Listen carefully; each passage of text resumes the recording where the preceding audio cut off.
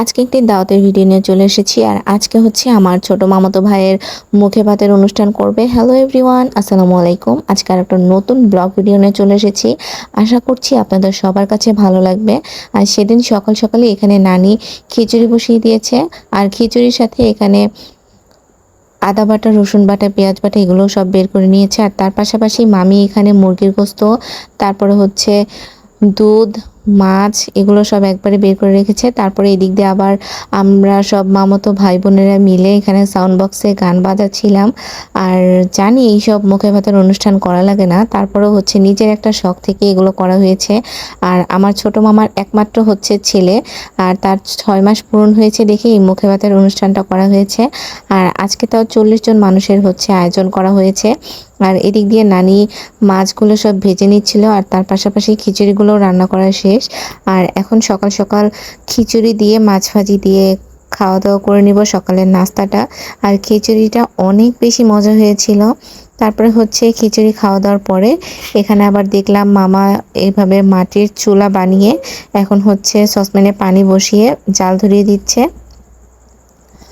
আর গরম পানি বসিয়েছে সসপ্যানে। আর সেদিন যে এত বেশি রোদ ছিল। আর এইখানে আবার মামি গরুর গোস্তগুলো কেটে নিচ্ছিল, আর কেটে ভালো করে ধুয়ে নিবে। আর এদিক দিয়ে আবার 2-3 রকমের ডাল আর মাছ দিয়ে একটা ঘাঁটি করছিল। আর এই ঘাঁটিটা যে এত বেশি মজা লাগে, আমার তো এই ঘাঁটি অনেক বেশি ভালো লাগে।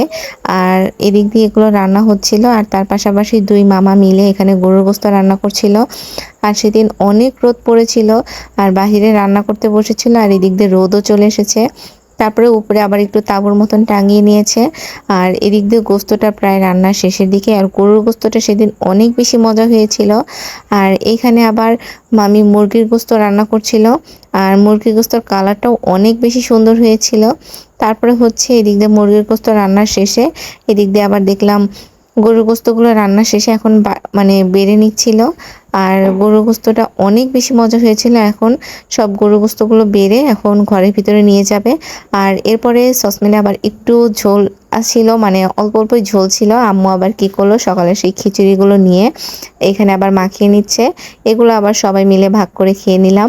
আর তারপরে এখানে আবার হচ্ছে মামি আর আমার আম্মু মিলে শসা কেটে নিচ্ছিল, শসা, লেবু।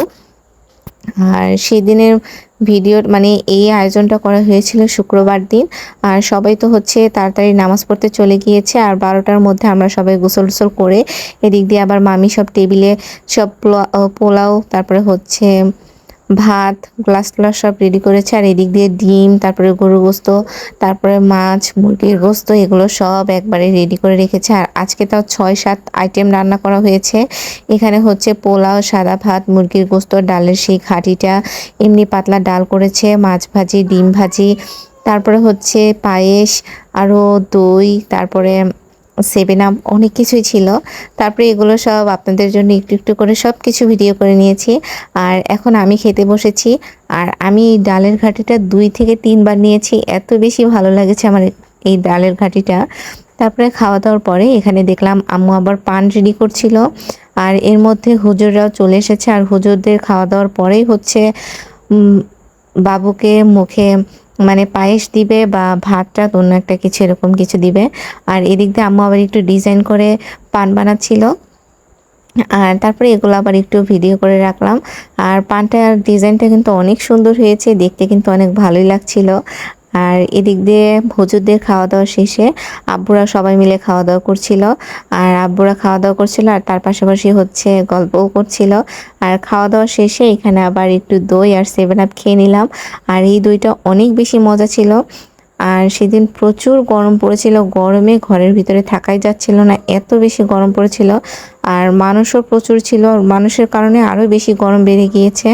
আর এদিক দিয়ে আম্মু আবার বাবুর জন্য প্লেটে করে পায়েস নিয়ে সাদা আর কালো মিষ্টিগুলো, মানে জর্দার সেই মিষ্টিগুলো দিয়ে এখন সাজিয়ে দিতে বললো আমাকে। আমি আবার এদিক দিয়ে সব কিছু সাজিয়ে নিলাম।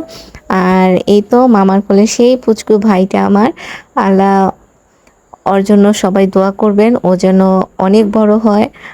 আর এই তো খাওয়া দাওয়া করছিল, খাওয়ার সময় মুখটা যে কয়টা ভাঁজ করেছে।